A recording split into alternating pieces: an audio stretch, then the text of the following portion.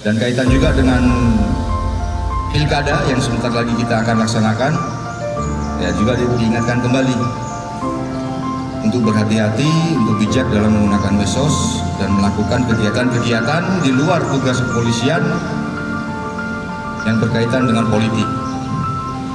Ya, saya harapkan bagi keluarganya mungkin atau saudaranya yang ikut dalam ajang Pilkada nanti, ya kita tidak usah ikut-ikut.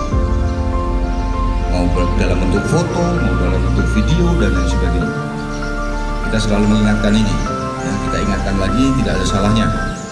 Ya, khususnya bagi mungkin mitra-mitra remaja yang baru masuk, silakan menyesuaikan, segera menyesuaikan.